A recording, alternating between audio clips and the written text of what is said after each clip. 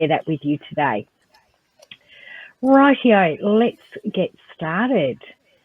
So with me today on our Lunch and Learn, and of course we also take the audio from this and it becomes one of our podcast sessions, I have Lauren Scott joining me.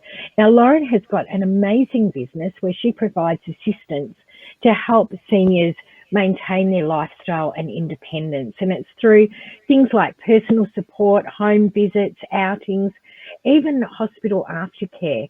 And I actually have used Lauren's service when I had my hand operated on a few years ago and I needed somebody to be able to drive me down to the specialist. So services are really, really helpful, including things like shopping for groceries, clothes, or even social outings. And it would have been very, very challenging, I'm sure, for Lauren, given the state of the nation and how things have been going with distancing and things like that. But Lauren, welcome to Connect Hers Lunch and Learn. Thank you, Lee. Thank you for having me. It is a pleasure. Now, we have been going through the challenges with COVID, but prior to that, your business has really taken some opportunities that were available to you, which was that you had the opportunity to become and look at becoming an NDIS service provider. So why did you decide to do that, Lauren? Well, I decided to do it because to expand my business, because NDIS work with, or they assist from children right up to adults to the age of 65. And my age group had been the 65s and over. So I thought I'd also look at the NDIS. I was familiar with NDIS a couple of years before they actually brought it out. I was with Amaze, which it used to be Autism Victoria, and they were doing some sort of working papers on trying to bring out the NDIS, so I volunteered to be on that. My son's on the autism spectrum, so I was familiar with, particularly for those who have children on the autism spectrum, all the financial and the emotional strain of having to look after a child on the autism spectrum. So I knew about it, and then I decided that this is another area, because autism's always been a part of my life. I thought I would also look into working with the NDIS as well.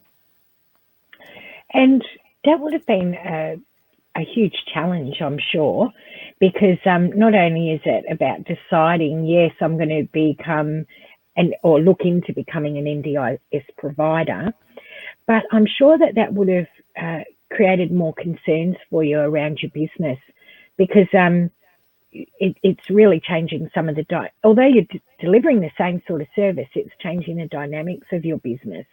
So did you have any concerns about becoming an NDIS provider? I did, and it basically harks back to the autism part of it. I knew a therapist who was actually trying to get help for one of her clients and wasn't getting the proper support that she needed. And she actually said to me that the problem is there's no actual therapist or real medical staff who are actually part of that decision making with the NDIS. And I had a real problem with that. I thought, to me, that would have been common sense, particularly all the money they're putting into, and how can someone, it's almost like bureaucrats are making decisions. I thought, well, how can they make decisions when they're not really trained as therapists?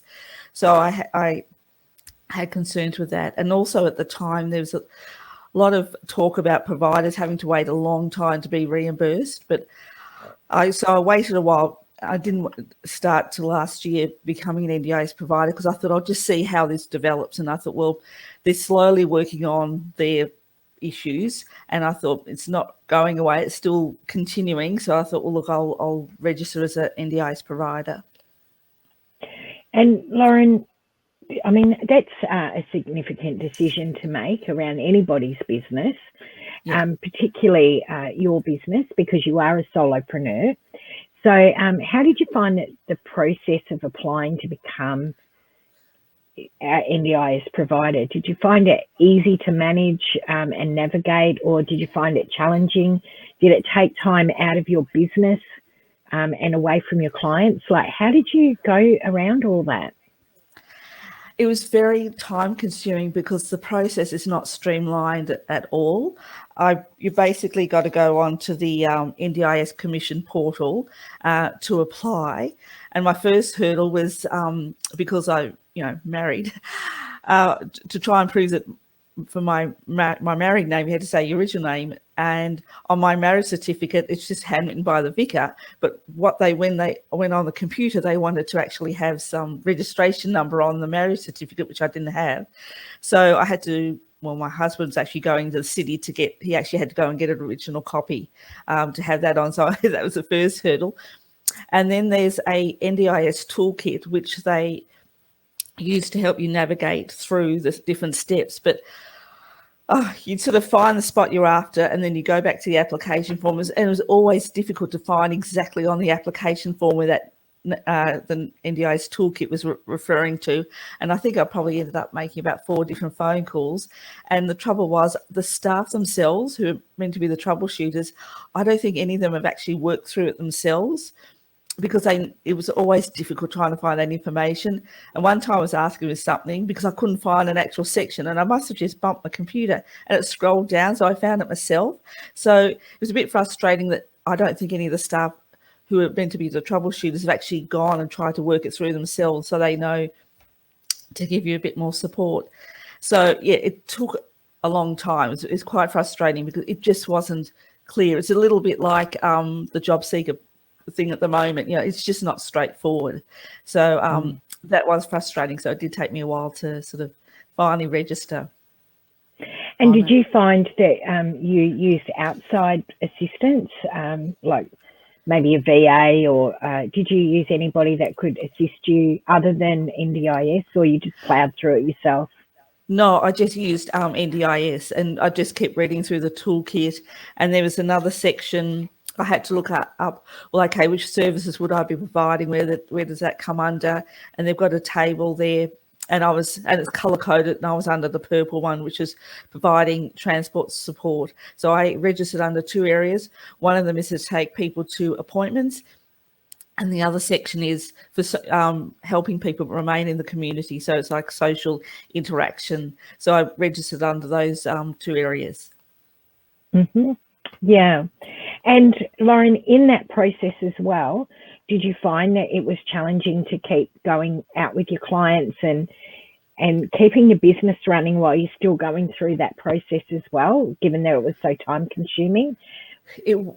It was just very draining, and I don't normally give up, but I was so close. I thought, oh gosh, this is just a nightmare, because it just, it's always stumbling blocks. And like I said, you read the toolkit, and it looks very clear on the toolkit where you're meant to go, and they go, okay, I'll go to the application, and it's just so hard to find that right area. But look, the people were fine, and I used to work in customer service, so I know when I get on the phone, even though I feel like screaming at them, I just say, oh, could you please help me? And if you're polite, people go out of their way to help you. So absolutely true. And I could never imagine you screaming, Lauren, ever.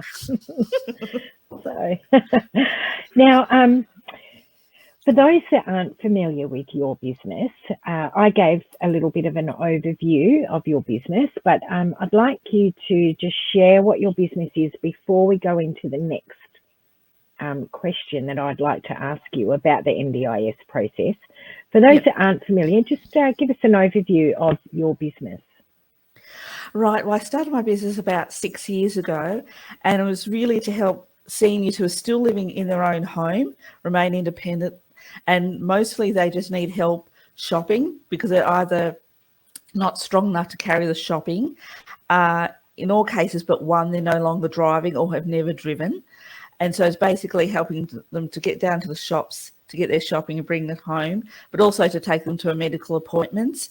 And also I sit in at that medical appointment because often they can't remember everything's being said, or they're having hearing difficulties. So I make lots of notes when they've gone for eye tests or any doctor's appointment, so that their main carer, I can let the main carer know this is what was the outcome and this is the next appointment. So I'm like another pair of ears and another set of eyes for the carer who can't always be there with their loved one. Oh, and I also think, the social outings are also important. That was probably the main thing I wanted to set it up, because, you know, I suppose it comes from my son being on the autism spectrum, how difficult it is for him to make friends and have connections. And when you're older and you can no longer drive, you become more isolated, and then you're not connected with the community. So for me, it's always been important that if I get them down to the shops, they'll run into neighbours or friends and that they haven't seen for a while, and they have a bit of a chat, or they'll go into the butcher and the butcher knows their name and the chemist knows their name. So it's just keeping them in community and keeping their identity. which is so important, because as we get older, we tend to feel that we become a little bit translucent and not seen in favourably. I know that when I say favourably, there's a couple of guys I know that through my husband's work, and they're you know, the millennials, and we are like the two old codgers, you know, and you almost become like see-through. So, so it is important to keep that identity and keep relevant and keep in community. Absolutely. Not that, you know, I'm at an old age, but you do tend to see it. It's very ageist out there. Well, there is ageist out there. Oh, yes. When you sort of hit 50 and over. So, given we know about your business now, Lauren, and I actually sat in on one of our Connect Her meetings where we talked about some of the things that you needed to change in your business, particularly around your marketing, taglines and things like that. What changes did you need to make in your business after you actually became an NDIS provider? Well, mainly it was the tagline. I'll just quickly find it now, actually, because my business was geared up to just deal with seniors. So I'd have it on my card, you know, concierge and support. And I'm just trying to find the tagline that I was using. Hang on. Oh, I've got it. Yeah, so my original tagline was, providing assistance in maintaining your lifestyle and independence. But I need to find a tagline that actually now mentioned that I actually incorporate the travel part of it. And this is why I found the Connect Her meetings were fabulous, particularly with a synergy circle. And I did 3 different synergy circles at different meetings, you know, trying to find the right one. And then I was at one with Eve Frankham, and she actually straight away came up with a tagline, a driving force transforming age and disability into mobility. And so that's saying more. That I really felt like that was the right one to say. So I had to start talking about my business in a different way. And also, yes, I need to get a new tagline. The banner behind me, I've actually got it now, got a new banner to have the NDIS logo on it, but I'm also going to apply to be a home care package provider. So I'm waiting till I finish that process before I update my banner. But it even just talking about your business, you just have to, you know, instead of just being for seniors, it's also for people up to the age of 65 as well. Well, as I'm not even at the age of 65, and I had to use you a couple of years ago because I couldn't drive, and you know, everyone that I knew to get me down to the hospital was working or, you know, whatever, and so you were a perfect choice. So there is that need in the community. So that's a pretty big shift in your business, Lauren, to go from seniors to opening up opportunities for people that maybe have a disability. It might be a temporary disability or it might be a permanent disability, but opening all of that up. So you've talked about you've had to change your tagline, you're looking at your banner. What other thing is it that you had to look at as well? Was it, there must have been so many things that you had to look at. Yes, well, I need to look at my website. I must say I haven't really I needed to update that. probably need to go into my LinkedIn profile. Teresa won't be happy with me. I need to go into my LinkedIn profile and put the NDIS. It's just having to sort of probably rethink how I'm normally been thinking, because I'm mainly being geared to the seniors, to start really going in and promoting myself, which I need to do, to start using NDIS. And once you become a provider, you can log it in and you can actually choose, how many kilometres you want to travel, to look for job opportunities. So you can say, okay, I'm looking for clients 1 to 3 kilometres or 1 to 15 kilometres. So I need to really go into that and start trying to look at job opportunities there, or look for clients, who, because what happens is the clients actually go onto the NDIS and they actually look for anyone registered as a provider to see what services they provide. So you can either self-manage your NDIS package yourself, or you can get a company to do that for you. Oh, fantastic. So I suppose now is the opportunity to sit down and look at, who is my ideal client?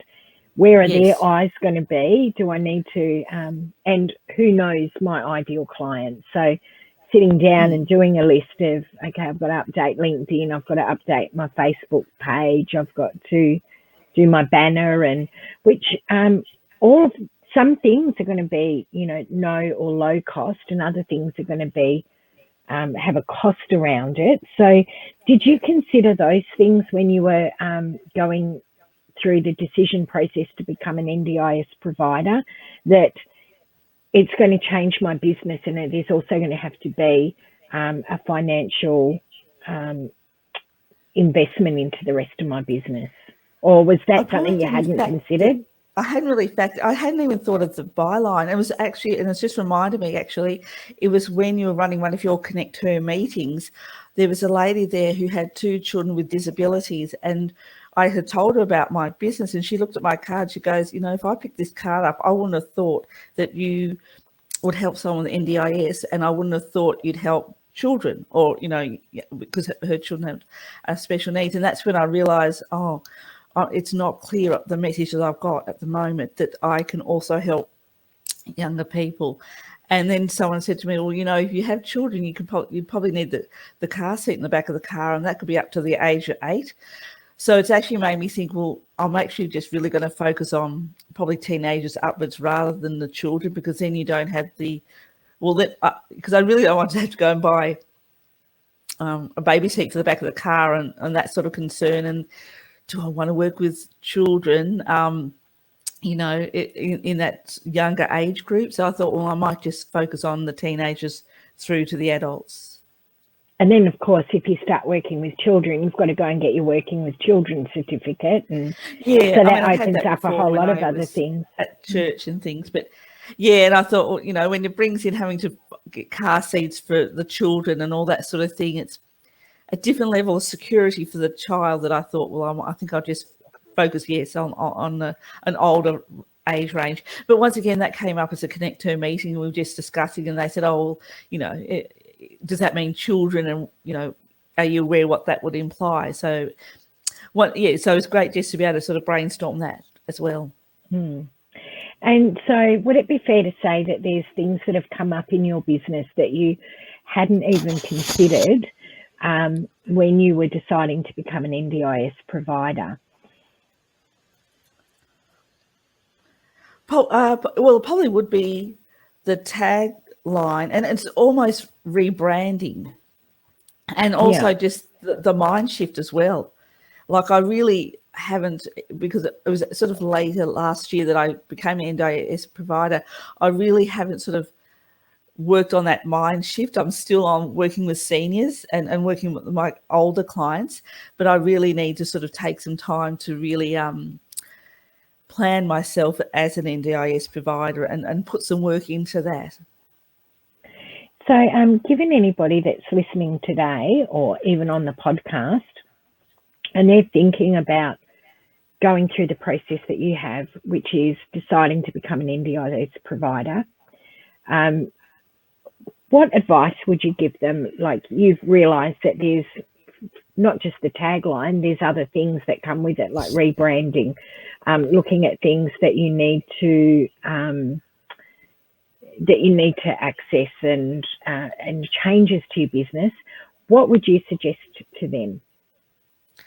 Well, first of all, even just going online to do the application, you need to sort of read through the toolkit, work out which areas you actually can qualify for, because I really just only qualified for the travel ones, because I thought I could apply for other areas, but you actually have to be a trained worker in some of those. You have certain qualifications, and I wasn't sort of aware of that.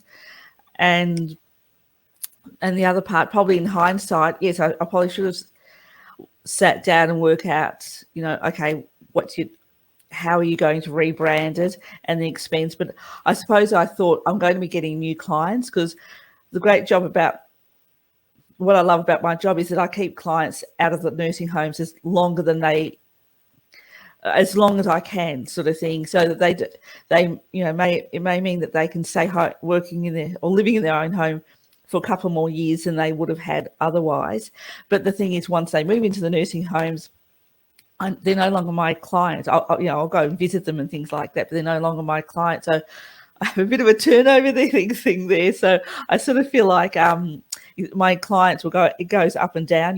Once they get to a certain age, then or if their health issues decline, they move into more assisted help. So that's why I was thinking, well, I need to bring in more clients. And I thought with the NDIS, and also because autism's always been important to me. With my son, I feel I can relate to that area. So that's always been important for me as well. Thank you for sharing that, because we've spoken before, and I've said that, there's a lot of people out there that may be considering putting their business through NDIS and becoming an NDIS provider. But it's not just about becoming an NDIS provider, because there's other things that it's like a domino effect. Like exactly. It's that little push, and then it pushes a whole lot of other things, and sometimes in different directions that you may not have ever even considered. So thank you for sharing that journey, because if there is somebody listening, I think that they will, it will give them an opportunity to think about their business and have a look. Is it going to have a domino effect and push it one way, or is it going to do it another way? Now, that is all pre-COVID-19, all your NDIS. Yes. And then, of course, we had March, where things just marched on and changed considerably. What changes have you had to make, Lauren? Because you're very hands-on, so your business would have to comply with COVID-19 restrictions. Yes. So I normally actually take my clients out in the car, and I actually rang our family doctor and I said, look, how does it work if I have a client still in the car? And they said, well, they could sit in the back of the car, but you'd have to sterilise that car after every visit. And I thought, to try and do that would just be too difficult. So two of my clients anyway had gone into lockdown. And so I've really only got one client I'm seeing at the moment, because my other clients that I see on a regular basis have gone into lockdown. One of them, actually, the nursing home's just reopened for visitors. So I've got a lady who goes and visits her. But I am seeing one client, and I thought I'd show the masks. I've got, well, this is what I do for my client. So I put in his bag, and he has a mask, and I thought there's no way he'll wash it properly and things. So this, I'll just pull out my mask. So I put his mask in the bag like this, and that's the mask. So for the purpose of the podcast, because it's not visual on a podcast, you've got it in a plastic Ziploc bag. Yes, plastic Ziploc bag. And then I have a little, it's like a little white cotton piece of material, which is actually the word's gone out of my mouth. Like a filter? The filter, that's what I'm thinking. The filter. So the filter slides in the back of the pouch and everything. So I give that to him, and I put it in the Ziploc bag, and I put it in a paper bag for him. And I see him twice a week. And I either get a coffee made up for him at home, or we just go to the shop, sort of thing. But he's the only one I can really see at the moment, because the others have gone into self-isolation and things. And I've also got to be careful too, because my husband's asthmatic and I'm still seeing my mum. She's 81. So my sister and I, even though mum's living independently, my sister and I are still seeing her. So it's sort of, for the first time, I've got to be careful with my business that I'm not making those close to me ill, and I can't make my clients ill. And this gentleman that I see twice a week, he lives in a villa at a retirement place, but on the other side of the villa is the small apartments where the high risk people are. So I can't afford to let him be ill or to get the coronavirus, because he could spread it to those in the apartment. And when it first came out about the virus, I was thinking, could I even see them at all? I thought, well, if I get these with an N95, that's like if people have Ebola, they have the ones with the N95. So it's very high level of protection.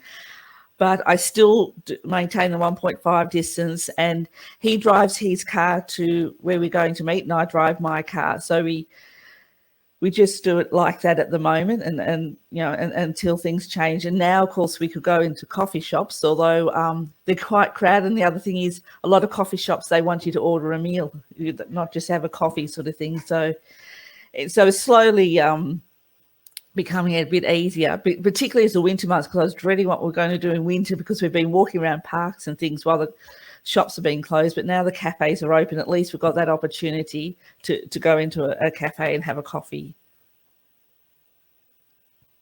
So Lauren, so I'm hearing that you've had to make changes where you meet up with your client, you take a mask for him, and and even the coffees and things like that. So are there any other changes that your business has had to make to be compliant to the restrictions? It's more that I've had, for example, the lady that's in the nursing home, I have one lady who goes and visits her, but when she can't, I normally go. But I've had to make the decision that I don't feel I should be going and visiting her, because the client that I see during the week, he doesn't self-isolate. He just, I can't blame him. He goes out for coffee things. And I just feel like it puts me at more of a risk, and I just don't want to go into a nursing home at the moment. So I've had to make that decision. I am going to have a flu injection. I never had that before, but I think, given the current situation, I thought I'll just going to try and immunise myself as much as possible. But I think it's mainly that I would have normally have seen this lady in the nursing home. I see her a couple of times a month, and the other lady does, but I don't feel it's the right thing to do at the moment. So I suppose it's just having to make difficult decisions that, yes, it might affect my finances, but I've got to be concerned about their health and my family's health. I mean, I've applied for the job seeker, so I've got that payment coming through, but it's mainly thinking, well, how can I keep my clients safe and myself and my own family safe as well, health-wise? And speaking on finances, is this open up an opportunity for you to sort of look at alternative income streams?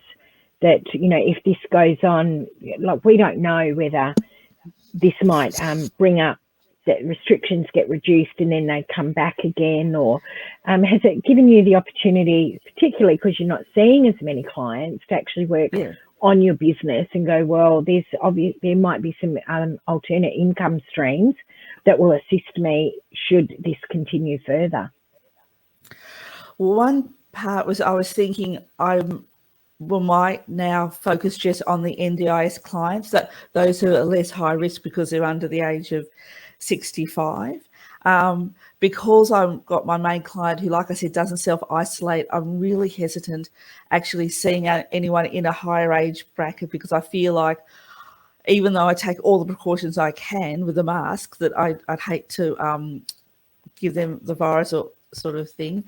And I was, a couple of years ago, I started a carers Facebook page, Caring for Carers, and I was actually going to start doing monthly meetings.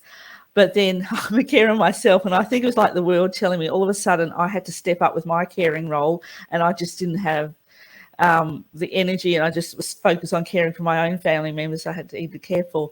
But now I'm thinking, well, I could maybe just take that online and do that as a Zoom online, rather than having, like, I'd found a venue that I could have used and everything. But I'm thinking, well, maybe now I might look at running some carer groups, groups for carers online. And I would actually, at the time, I was thinking of bringing in people that I know who are in that area, who have work or businesses that actually help carers. And so at that time, I was thinking that I'd spoken to a few of them, and they said they'd be happy just to come and talk at the meeting. So I thought, well, maybe I would look at now trying to take that online and present that online. And so about a week ago, I started thinking about doing something like that, because like you say, we're sort of in the winter months, we're not really sure how things are going to go. So that was an income stream. I thought, just charge maybe $20 or something like that, because I'm also mindful of the fact that when you're a carer, often they're not working full time, they can't work full time, or else they're on pensions as a carer. So, but I want to be able to support them as well.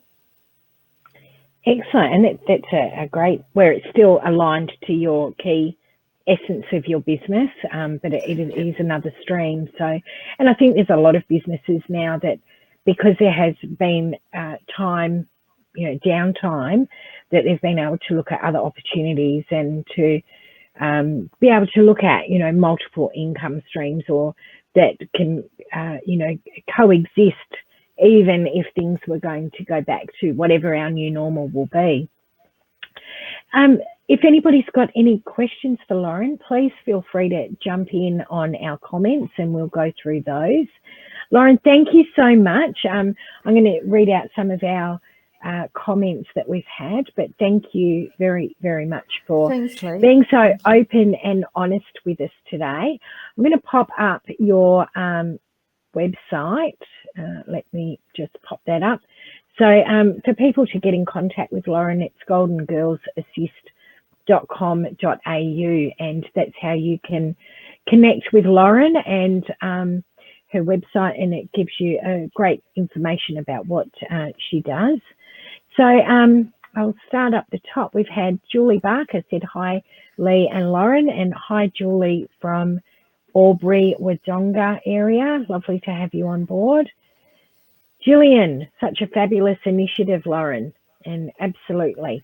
And a great service, and one that is really, really, with an ageing population, really needed. Susan, hi. What a fantastic thing to do, Lauren. What a gem. And lovely. You absolutely are. That's lovely. Teresa, love that you're the eyes and ears for your clients. So needed. And I know too, if I go to the doctors and sometimes you only hear what you want to hear, or you hear what you don't hear what you don't want to hear, is another one. So yes, it's good to have those extra eyes and ears for the client at the doctors. Susan, hi. Why is the cutoff age 65? I think because once they get to 65, if they need more help, they can apply for the home care packages. So that the government sort of think they'll, ask for help with with the home care packages, because that's when they start from 65 onwards. So different sector. Yeah. Or there has been a lot of talk. They would, a lot of people are now saying they would, that it should be extended from 65, that the NDIS shouldn't cut off at 65. I think if you're already on it before 65, you can stay on it, but you can't just start at 65. Right. Gillian, Lauren was a wonderful support for my mother in her elderly years when life was difficult, and gave me the confidence to take a short trip away, knowing Mum was in Lauren's fabulous care. That's awesome. Excellent. Kylie Bonner. NDIS is usually cut off at 65. There's a choice to then move to aged care, but new applicants need to be under 65. So just what you said. Thanks, Kylie. Susan, hi. Thanks, Kylie. Kylie says, Lauren Scott, you need to connect with the beautiful Ronnie Benbow from the I'll write Carers that down. Foundation. Tell her I sent you. She's fabbo. Thanks for sharing your story. Ah, that's excellent. Well, maybe you two can connect at another time. So fantastic. Thank you so much. So if anybody's got any questions or comments, send them through. And while you're doing that also, we'll take the last of our comments. And then what we will do is open it up for anybody to put in their Facebook page or their website. But Golden Girls Assist is an amazing business. And Lauren, I'm so pleased that Connect Her and our Synergy Circle was actually able to get some communication and conversation going around your business, because we are in our business as solopreneurs, but we've got this great support mechanism in our meetings that help to, shine a light on different areas. I always we look at our business and it's this big warehouse. And imagine a big warehouse and it's all dark. And we've got a flashlight and we can only see what we can see with that flashlight. But when you go to a Synergy Circle, there's another 10 or 15 flashlights going on in that warehouse for your business. So it opens up opportunities for us to identify and look at different areas as well. So I'm so pleased that Connect Her and Synergy Circle was able to shine a light on that for you. Now, just even like the expense it would have been, if I had to go and pay someone to get all that advice, but I was able to, incorporate in the price of my Connect Her ticket, get all that wonderful advice. And I know often you say, if we had to count the years of experience around the table, we'd be over 100 years. So to get all that experience for the price of, a ticket's just been wonderful and so much affordable to be able to get that support. Absolutely. It's like having 10 consultants working on your business, or 15 consultants, and all coming with different angles and different backgrounds and different feedback. So, you're absolutely right. Now,